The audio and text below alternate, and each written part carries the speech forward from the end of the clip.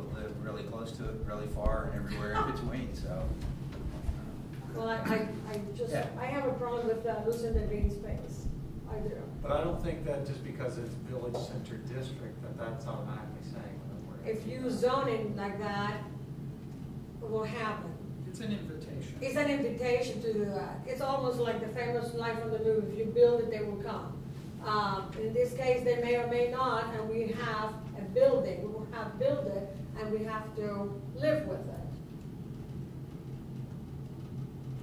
And in many places, when people are trying to find a green spot, somewhere to make it, a little park or anything like that, we are essentially not keeping the green by doing that. Okay. All right, we got wrestling here for this issue. Other items in chapter 3. So the old will be resurfaced in chapter 15 as well, correct? Okay. Chapter 4 is supplemental district regulations.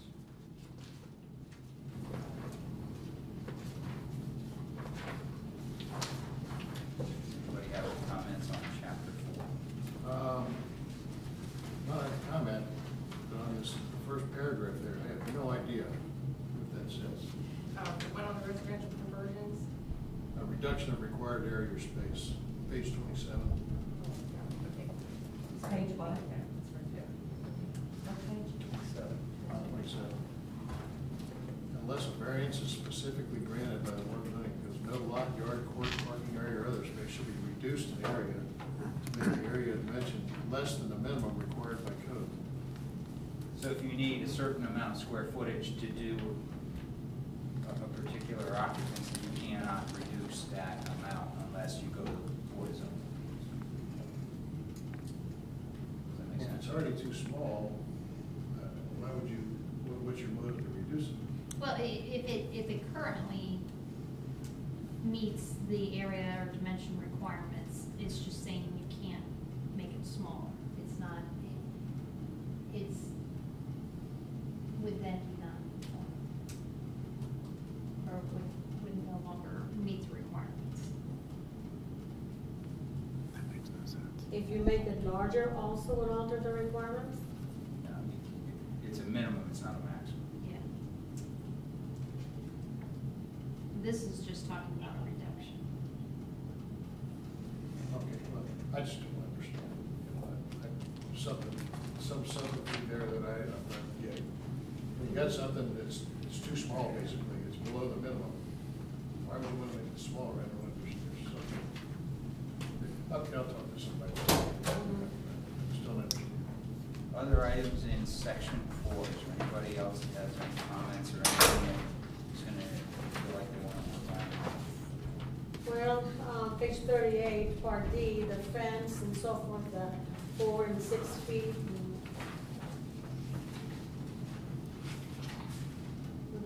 There are several parts of it that has to do with fencing, 4 feet and up to 6 and so forth and higher.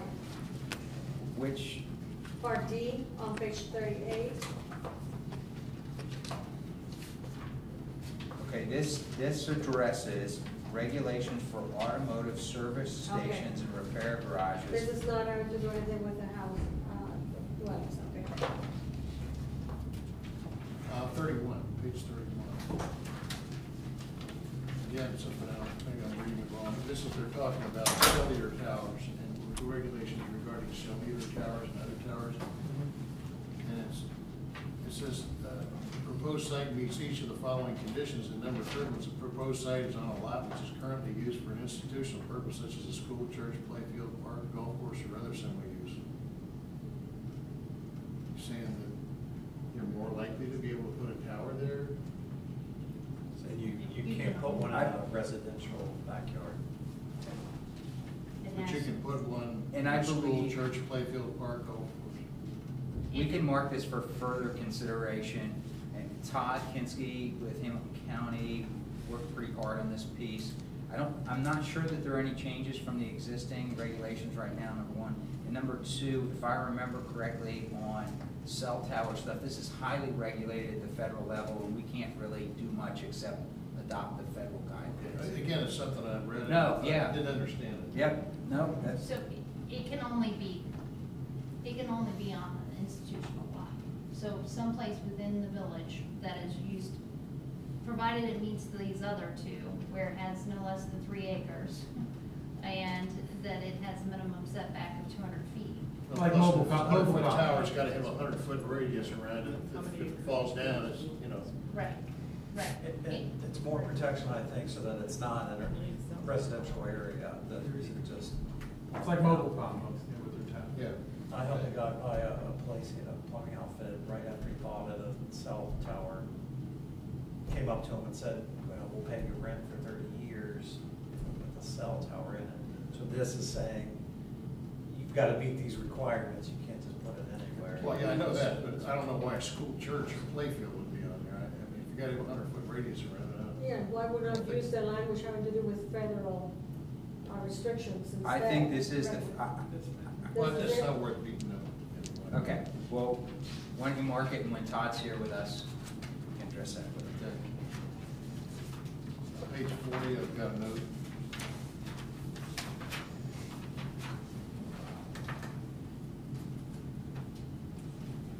Yes.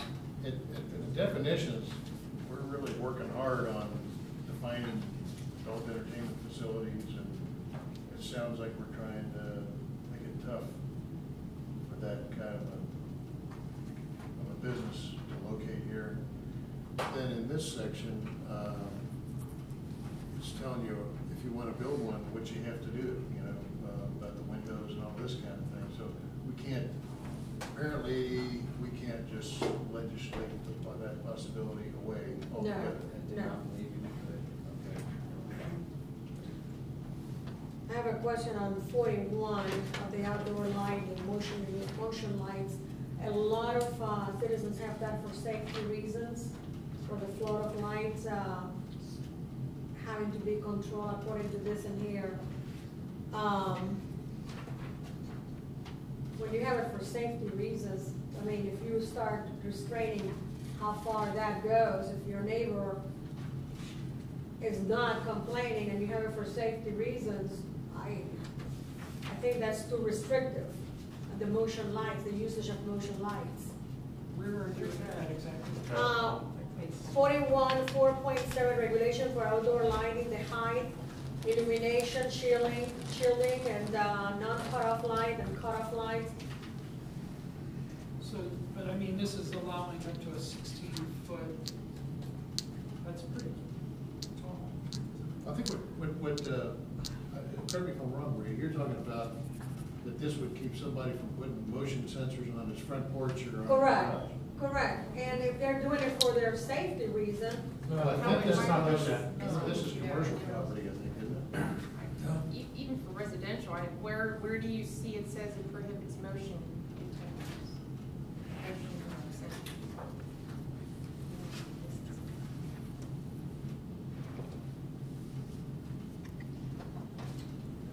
Well, it is residential. residential, outdoor lighting shall be designed and located with the maximum illumination to 0, etc. residential zoning district.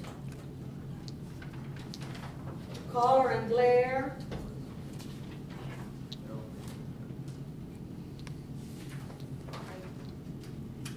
I'm pretty sure. I think what it's, Just yeah, say it, I think the big issue here is just the focus. If your neighbor chooses to focus the big lamp right on your house, if it annoys you and you call the village, then we have something to enforce. yeah, it says 0-foot candles at the property line in the residential district, so your lighting can't protrude onto my property. That way it's so that But your you can neighbor go- doesn't put a light, the height part is on page 41A. Right. So that it's not so high that now you just lit up my entire yard. when I Well, want there's dark. some of those motion lights are going on the sidewalk and it triggers it. And it go further than that into the sidewalk and perhaps some other. Right, but most of the motion lights aren't above 16 feet. You know what I mean? That's 2 stories, isn't it? About? Yes, it is.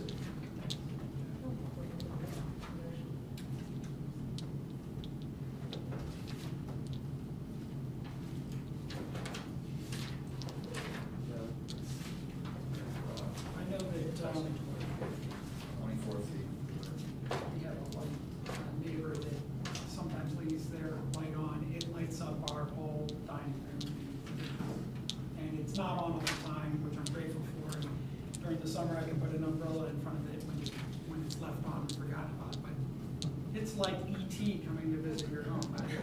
I appreciate that.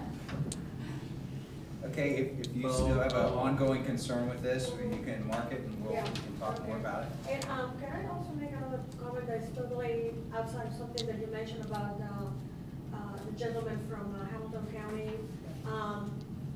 We need to figure this out with, respectfully saying with you who were at the conception of this and throughout the gestation, of this, because I don't think that it would be something plausible that, on a non-conforming usage, if someone has to take it to court, since it is, presumably you are guilty until you're proven innocent, that you would have to subpoena Mr. Todd Kinski to go every time to court if someone takes him there. Something that maybe, you know, Mr. Forbes and us should be able to figure out, that we don't have to have ratifications of everything. The reason that I'd like to have Mr. Kinski here for the discussion is sometimes he can provide like a historical perspective, or he can provide case law as to why something was put in codes or why you wouldn't want to put something in a code, to help us as we work through these pieces. But if we cite somebody and there is legal action, I don't think it's incumbent upon us to have Mr. Kinski as an expert witness or at a trial or any kind of, judicial. Because, you know, that could very well happen, that you have to prove the non-conforming by a picture or by some sort. But if I give to prove a non-conforming use, I mean, you're just having the applicant themselves is the one that is providing the affidavit and the pictures, and in essence, to prove a non-conforming use, what they would have to do is just pull out the existing zoning code, or, the zoning code which currently exists, find out, this is, I am allowed to have the accessory use of a shed in this residential district. If this, for some reason, changes the district so that you could no longer have a shed as an accessory use, what that resident would do is say, come into the planning commission or whoever and say, I have had this shed since August, or say you passed this December 31st, 2012.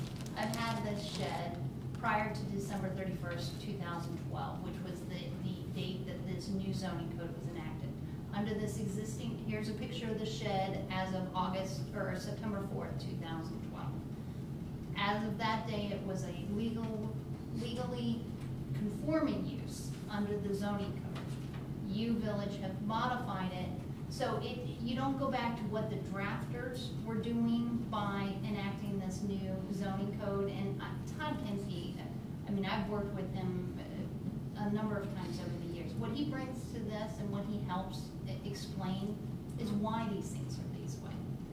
He has so much practical experience that he's able to take real life incidents and say, okay, we've had this precedent, and this is why we think we should do it this way. Now, he's also very good, and we'll take that feedback, and you're right, you need to understand it from the village's perspective. Correct. And be able to explain it, and I'm perfectly agree with that, but Todd can help answer those types of questions that you might have regarding the outdoor lighting, why it's written that way, so that it's easier for everyone, or like the provision that seems confusing, because I would agree with you, but it's not, the most artfully written section, but it just helps to get a different perspective. And sometimes an outsider who has a little more background in the zoning. He's our paid expert to help us write this, and he's got. Yes. Mr. Mayor, can I make a suggestion? We're kind of beating this around back and forth like a ping pong ball. Maybe we ought to just try to get Todd here for the new business. When's he gonna be here? He'll be here he'll be here on the 12th for the public meeting, for the first. Okay, but is it possible to get him here for, we have a work session after that? Do we not? We have a work session, let's see, today is the 4th, so we have one on the 18th. get him here on the 18th? Kind of just, maybe just wade through this stuff then, and that would give Jeff, is it a bit too busy there? That's fine, I was gonna kind of end conversation now, because we're. Oh, we Ten have o'clock. time anyway, yeah.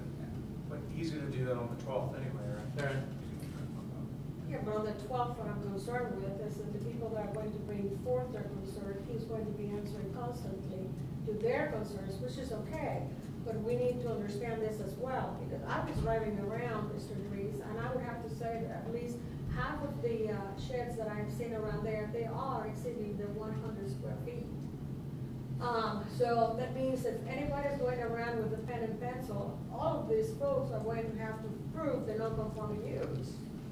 It's a lot. If- It would be anybody who comes up with a new permit, they fill out an application for a building permit, or, whatever the process is for whatever they're doing, that's when you'll do it. We don't want to catch all the people that's existing, correct?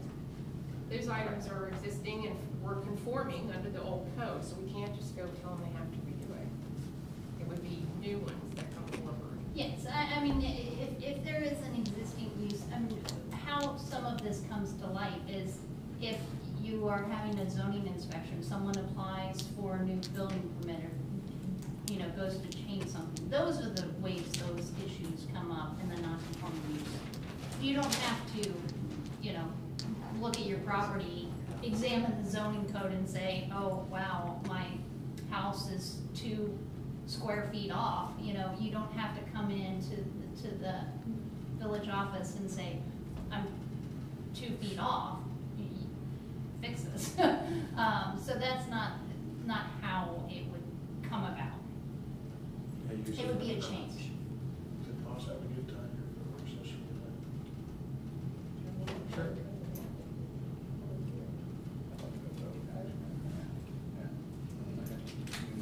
If everybody's agreed, then we should do it. We're up against our time, and so, Can you just touch on the hearing, a little bit about the process and how that will probably flow? it'll be the mayor's hearing, so he's the one he'll be the one to run that. Do we have a date set for the second one? 26th. 26th.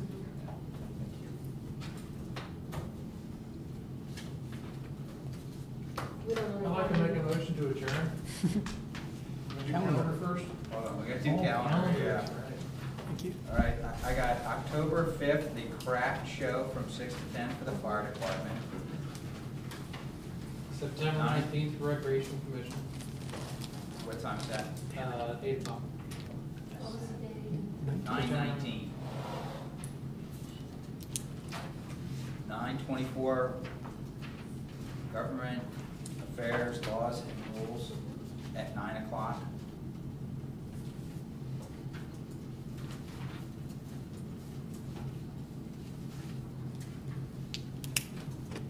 Maybe a little late, I'll get up till 10.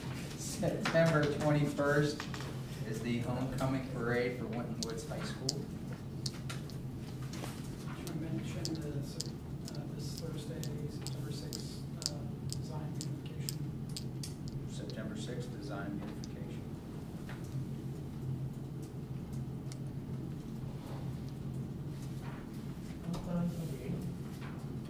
Did you do the city barbecue fundraising? Was October 9th. October 9th, city barbecue. You gotta take in the sheet. Got to take in the sheet, correct. The first public hearing on the planning commission draft of the zoning code is September 12th at 7 o'clock.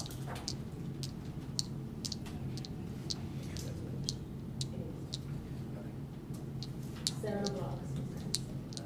And the 26th would be the second one. Got that, Kathy?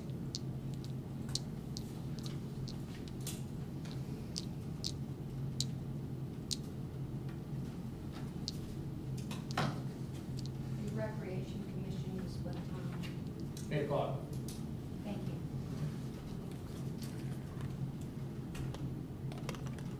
So charter review got a meeting?